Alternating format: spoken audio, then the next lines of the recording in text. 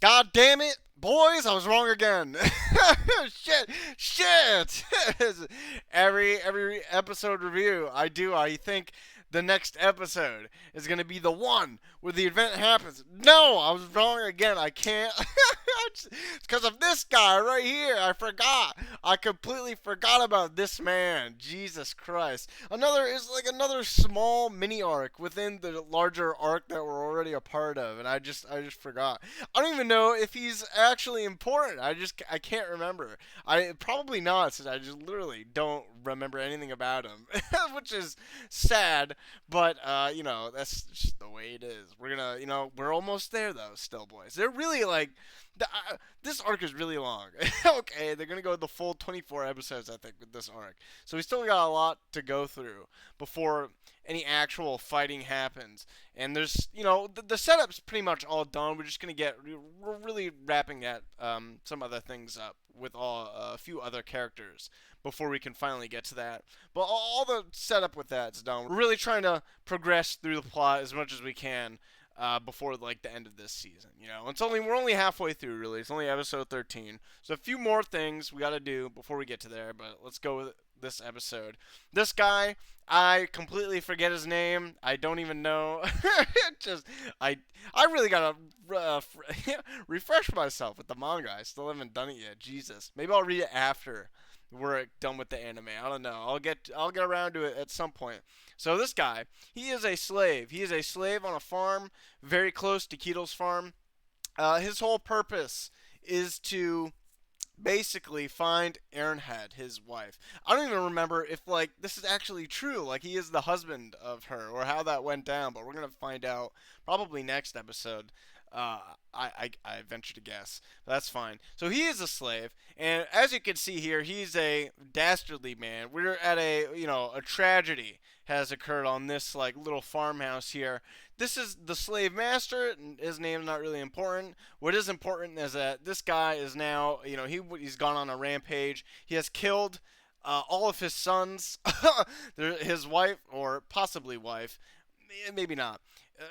Well, yeah, maybe that is his wife. I know she's not really important anyway. She's crying in the corner with her child, which is sad. Maybe she's a slave too. Anyway, he's killed basically everyone here. He's just gone on a rampage. He is done being a slave. He wants to murder this man clearly. He was seeking revenge for being a slave for so long and all these things that he's had to do. We don't know the full story of just like how bad it was for him. Contrast him to like Thorfinn and Einar, who haven't had it as bad as slaves, meaning they haven't been, raped or tortured constantly, or a slew of other horrible things that you could do to just a person. This man has been through it. Is basically what is implied in this scene, and he's fed up with it, as he should be. He shouldn't be. He's in a horrible position. He shouldn't be. Taking it on the ground like a dog. That's not what he's about. He's had enough. He's killed all these people. It's quite sad. We're gonna, come back to him just a little bit later. The point is here, he's done some, quite horrible things. Horrible things. Oh my god, I can't believe, I got so mad that I thought this was the episode. They have a new opening for this episode. Fuck, is it the opening for this episode? Fucking tight. Oh my god, it's so good. It is.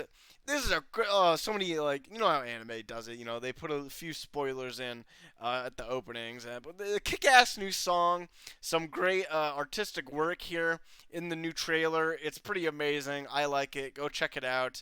I forget the name of the song. Anyway, it's brilliant. I love it all pretty much. Anyway, we come back. We're back at the farm. We're taking a break from obviously we know from the last episode that the Master and Thorgal and Olmar are coming back right now. It's gonna it takes about a week from the port where they were. I believe they were in Gelling. I believe that is the village or the town or the city, however you want to call it, where they were.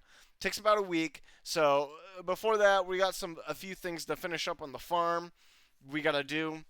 Oh, there we have problems. So Thorfinn and Einar continuing to do their work, talking about what they're gonna do when they're free. They don't. Einar himself doesn't really know. He's having trouble rationalizing the thought of being free after being a slave for so long. He's considering the option of staying here on the farm with Master Keaton and all the other farmhands, even though he doesn't get along with those people, which is like totally fine. He just doesn't know. I mean, that's like honestly a good thing. He could, as a farmhand, he would get paid, right? So being not a slave here, and this place is pretty nice. Obviously, they don't know about the catastrophe that's about to happen or occur, so he's just considering his options. He does have a lot of options. I know.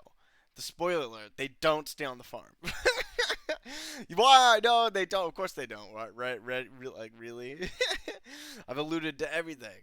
Our boys are gonna stick together like thick and thin. They are like the best of friends after everything they've been through and like the things to come. So they're not. They won't be here on the farm. But the future is in hindsight things that in the meta they don't know because they're not real.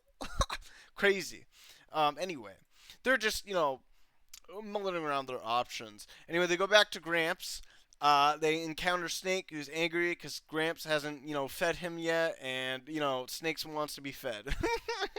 So this is with some sort of more tragedy in this episode. Quite sad. It's been known throughout like the sprinkling of the season, we've had a lot of scenes with like Gramps and how he's a very kind old master. He's very kind to Thorfinn and Einar, kind to Snake as well. He's not a bad person. He's very, he's a workaholic essentially. He's always out in the field, always fishing. He's doing work 24/7 as much as he can for, being an old fuck. Right? The man is so old. We don't know his exact age. He's probably around his 70s, I would assume, maybe. So he's the old man has been out in the fields for a long time, and Snake didn't know about it. No one really knew about it. He just went off alone. The old man does what he does, and no one really bothers him because he's very strong and spry for his age. But unfortunately, it's catching up with him, and it's quite sad. So now the old man collapses in the field. Snake realizes this, goes to pick him up and whatever. We have this nice, oh man, this sad scene. Really, the old man himself realizes that he's going to die very soon. He can't even like fill his own cup with water. His body is failing him essentially. He doesn't have much time left. We don't get much into his psyche, but we know that he's sort of coming to peace with his death. He knows he's old. His time is coming up. He wants to be out in the field though, working rather than sitting in this bed. Like this is just him. He wants to work. He wants to be in the field. He wants to do these things. Luckily for him, Arnhed, Arnhed, I don't even know how to pronounce her name, man. some of these fucking Norse Viking names, so I can't pronounce them. Sorry, I don't have the tongue for it. Right? It's all right though. She comes by. She's been ordered by the mistress of Ketel's wife to go help out with Grandpa here and take care of him because he's old now. He can't cook anymore. He can't work out in the fields. He's it sucks. Really does suck like getting old or being this old, especially in like this world where people don't live that long back then, and this man has managed to do that, and without like hardcore medicine or real standards of living, right? That we see a lot more here, at least in the first world countries, in my country. But that in itself is like a miracle. But all they're doing here is they're gonna have a nice meal together. Whatever her name is, blonde girl, she's cooked for them. They're just having a nice time. The old man wouldn't admit it, but he considers these people his friends essentially. Not a lot of other people come to see him. Not a lot of other people come to talk to them. Not a lot of other people even try and help him. But obviously we've seen it again through this show that he's a kind person. He does care for these people. So they just have a nice dinner together, some laughs and jolly making. It's a good time for them. Still sad though, because we all know the old man, his time is coming. Now, this is important. Now we're going back. This is Fox, if you remember, from episode 3, I believe, where he was just fucking around with Thorfinn. He's the one who cut Thorfinn's ear. Not his whole ear. But he's coming back. He brings word to Snake that yes, the runaway slave who was on that farm with that guy, he's free now. He's sort of making trouble. We don't know where he is. We gotta go find him. Snake's like, oh, all right. This guy, they know this slave. He's particularly probably a warrior in his time. Again, I just don't remember his backstory. Unfortunately, we're definitely to figure that out though. That characterization will come. Snake's like, okay, I want all of our men to go on patrol. We don't want to, we don't want to lose this guy because he's unpredictable. We don't know what he's gonna do. He's backed into a corner right now. He has no allies. Who knows what he's up to? So yeah, just go on patrol. If you find him, don't engage him. And this brings me to some things that anger me later when we actually find the man. So as that happens, our boys here, Fox and I believe the other ones are Badger and Lizard. They find him. It's like the next day. They've been patrolling for who knows how long. Maybe not the next day. Maybe 2 days. Who knows how long it's actually been. They come across him. They find him. Now I really don't like this. Badger and Lizard are just so fucking retarded. And it like I don't like the idea of characters being stupid for the sake of being stupid, and then their actions cost them their lives essentially. And I get it, they're dumb, but do they really they should understand the situation they're in. Oh, there's also a bounty on the guy. Whoever catches him first gets like 3 horses or whatever. And this is how this conversation starts. They just start, these two here, Badger and Lizard, not Fox. Fox is the tall blonde one. They just start, arguing with each other, and they not whispering. And Fox is like begging to them to stop talking so loud. We're really close to this guy right now. Stop it. We're trying to be sneaky. And these guys, they don't pay attention at all. They just keep arguing with each other and you're like yelling and screaming at each other when they're maybe like 100 feet away. I don't why they're being literally retarded. Like you think that they could just not do that, at the expense of their characters, to just do this thing, and then the repercussions they come. But why did it have to come this way? They could have, the guy there could have just spotted them, or maybe he could have laid a trap, right, or something like that, and then showed up. They didn't have to make this like ruckus. It just makes it annoying, really really annoying. Anyway, they just have a huge argument, and Fox is like, "You guys gotta shut the fuck up," until they hear like a twig snap, like, "Oh shit, there he is," and obviously they go to fight. Now this guy is menacing. He is, god damn it, he is menacing, isn't he? Shit, he is not fucking around. We know that. They also know that. They go to fight. It cuts back to the farm. We have a slight little. It's not too important. We get some stuff on religion. I am an atheist. But Thorfinn, the Master Ketel, we know he is a Christian. We know that because what is it? He prayed during Easter or he had Lent or something, and he couldn't eat meat. Yeah, so we know he's a Christian. Thorfinn likes hearing there. What Snake does usually is just read the Bible to the old master, because apparently he can't read. I find that surprising, giving the resources that these people have. So Snake reads to him and stuff like that. Thorfinn's just listening on into the stories of the Bible, and he just finds it interesting. And not that Thorfinn doesn't, he's sort of an atheist too. I'm not. But does he believe in the Norse gods? I don't think that's ever been mentioned.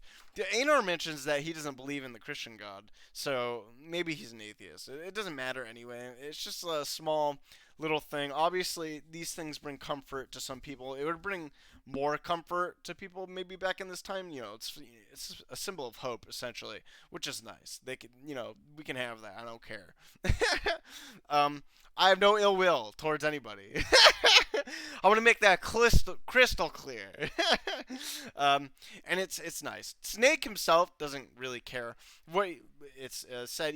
Snake, I believe Snake is lying when he says, "No, I just want to, I have no real connection to the old man," which is essentially what he says to Einar and Thorfinn.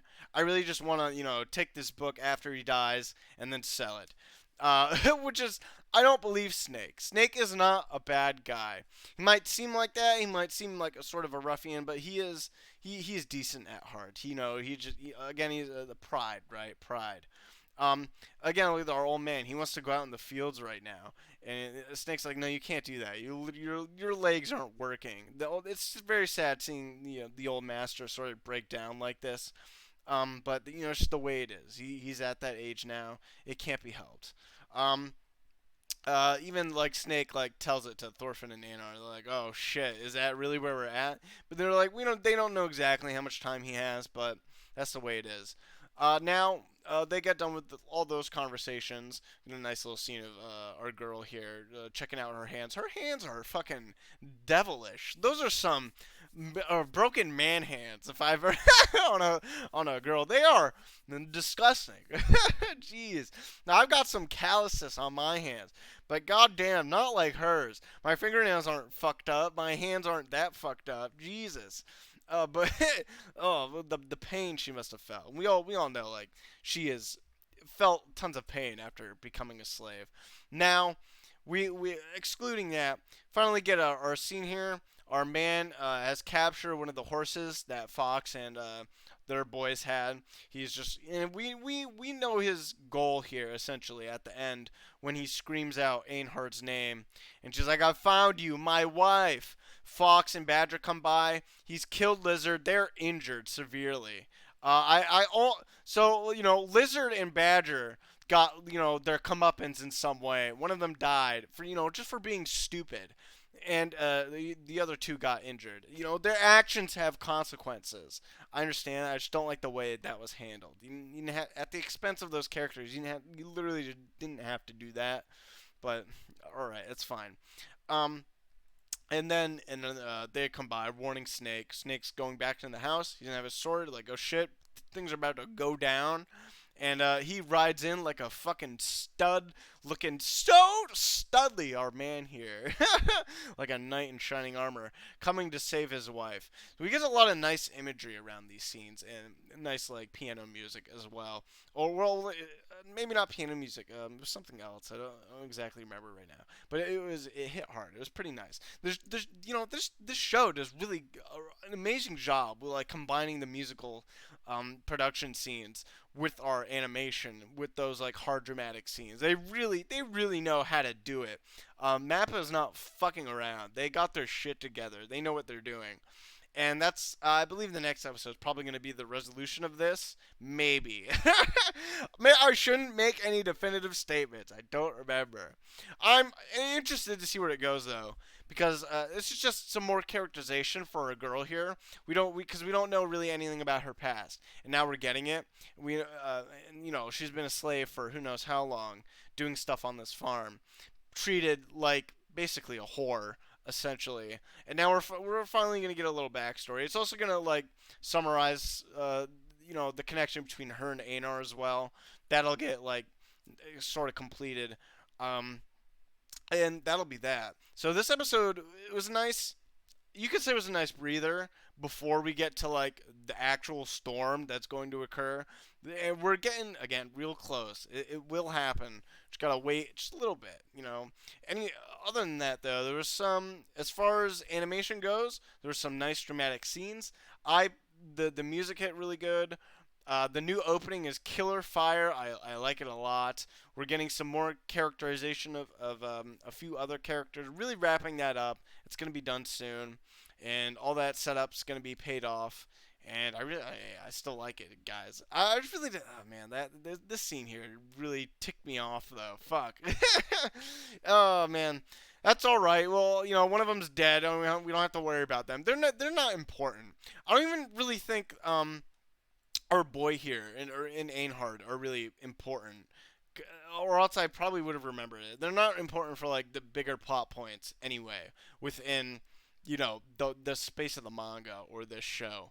But they're good characters nonetheless. So they have their own agency and their own arcs that we have to get through. It's fine. All right, guys. I'm done rambling now. It was a nice episode. Not as good as last week's, but that's all right.